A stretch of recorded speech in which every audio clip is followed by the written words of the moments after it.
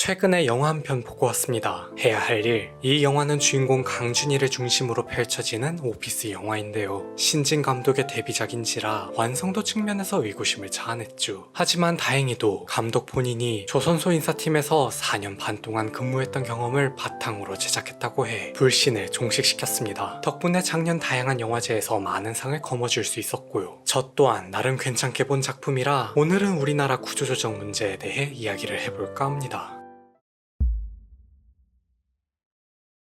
지난 자영업자 편에서도 충분히 다뤘죠. 우리나라에서 평생 직장이라는 단어는 IMF 외환위기를 계기로 완전히 사라졌다고요. 더는 회사가 직원을 보호해주고 책임져주는 시대는 어디에도 찾아볼 수 없게 된 겁니다. 국가도 나서서 각자 도생하라 하니 당시의 직장인들은 둘 중 하나를 선택해야 했죠. 자신의 가치를 스스로 낮추어 더 적게 받고 더 많이 일하는 회사의 노예가 되거나 아니면 남은 전 재산으로 자영업에 뛰어들거나 말이에요. 그 외의 선택지는 전혀 없었습니다. 왜냐하면 그들에게는 지켜야 할 가족이 있었기 때문이죠. 내 부모님, 내 배우자, 내 아이, 나를 기다리고 나만 바라보는 이들을 위해서라도 한시도 멈춰설 수 없었어요. 아이러니하게도 잘못은 국가와 회사가 다 했는데 책임은 전부 직장인이 짊어지게 된 겁니다.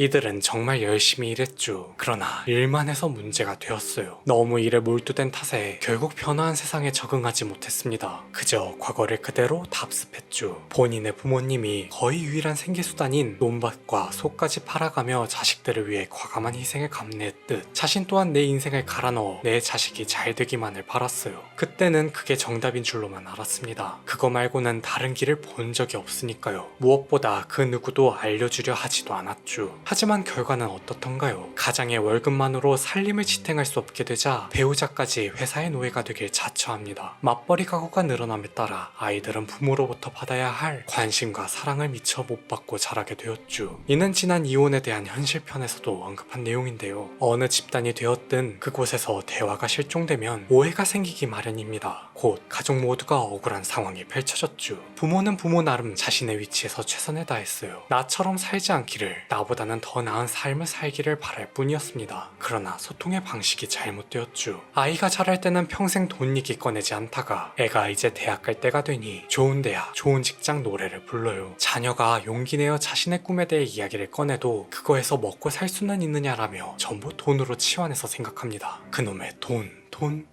누구보다 돈 없는 서름을 잘 알기에 어쩔 수 없다고는 해도 이로 인해 자식들의 원망을 사게 되었죠. 여전히 잘못한 건 국가와 회사인데 책임은 가정으로까지 번져나간 거예요.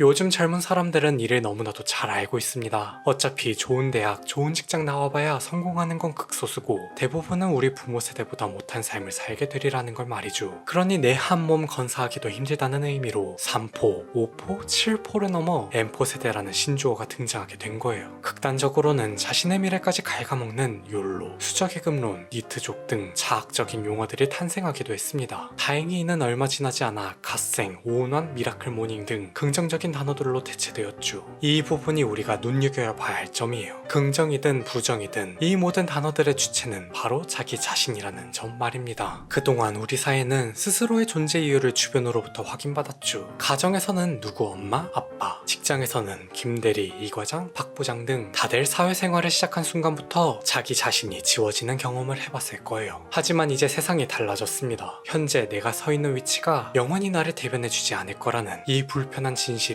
도리어 오롯이 스스로에게 집중할 수 있도록 만들어 주었죠. 퍼스널 브랜딩, 드디어 내가 곧 나가 되는 시대가 열린 거예요. 더는 사람들이 직장과 자신을 동일시하지 않게 된 겁니다. 그리고 그제서야 눈이 뜨였죠. 회사가 잘 되는 게 꼭 나한테도 좋은 일이 아닐 수 있겠구나 하는 걸 말이에요. 그러자 이와 동시에 새로운 트렌드들도 나타납니다. 하나는 조용한 퇴직이고 다른 하나는 대이직 시대죠. 회사가 면접자를 골라서 채용하듯 면접자도 회사를 골라서 다닐 권리를 당당하게 행사하기 시작한 거예요.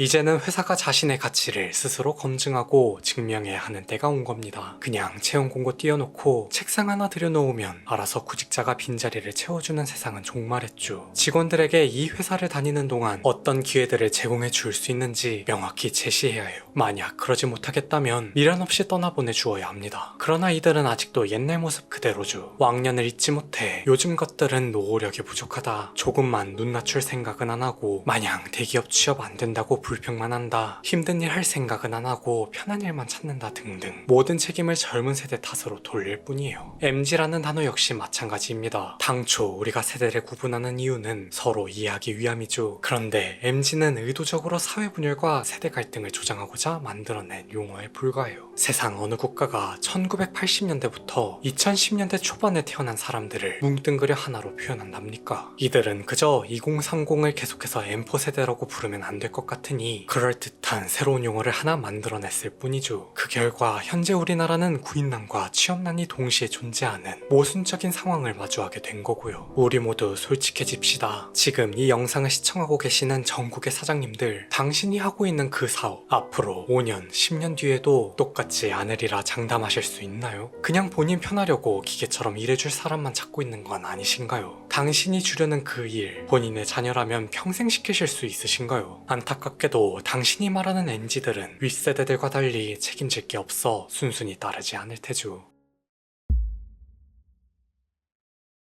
참으로 불행한 일입니다. 사람을 갈아 넣어 지탱하던 사회가 이제는 사람이 없어 무너지게 생겼으니 말이에요. 차라리 옛날이 좋았다는 말이 나오는 것도 이 때문이겠죠. 적어도 국가와 회사가 성장할 때는 서로 경쟁할 필요가 없었으니까요. 하지만 현실은 어떻던가요? 저성장, 고물가, 고금리, 숨만 쉬어도 돈이 줄줄 새어나가고 있습니다. 기성세대는 가뜩이나 작아진 파이를 조금이라도 더 차지하기 위해 자신의 자녀를 무한경쟁 사회 속으로 내몰았죠. 덕분에 우리나라는 OECD 회원국 중 자살률은 1위, 출산율은 세계 꼴찌, 노인 빈곤율은 최고 수준을 자랑해요. 이래도 진정 당신들처럼 쥐꼬리 같은 월급 받으면서 뼈 빠지게 일하고 없는 살림에 애까지 낳아가며 노후 대비도 전혀 못한 채 골골백세 살기를 바라시는 겁니까? 그런 의미에서 청년들의 M4 행렬은 나름 합리적인 선택이죠. 헬조선이니 탈조선이니 나라 탓, 사회 탓하기도 싫고 동시에 더 이상 청년팔이 사회에 끌려다니지 않겠다는 책임의 굴레에서 벗어나겠다는 일종의 다짐과도 같은 거니까요. 물론 이에 따른 부작용도 어마어마합니다. 가장 먼저 공동체 의식이 사라져 개인주의를 넘어 이기주의 성향이 짙어졌죠. 나라는 인간이 주체가 되다 보니 손해보는 걸 극도로 싫어하게 되고, 잘 나가던 사람이 갑자기 고꾸라지기라도 하면 너도 나도 달려가 욕하기 일쑤이며, 어쩌다 결혼이라도 하게 되면 반반 결혼이니 뭐니 존중과 배려로 서로 아끼면서 평생을 함께 살아가도 모자란 배우자에게 이혼도 반반으로 하자는 판국에 이르렀어요. 결국 이 또한 바람직한 사회의 모습이 아님은 분명합니다.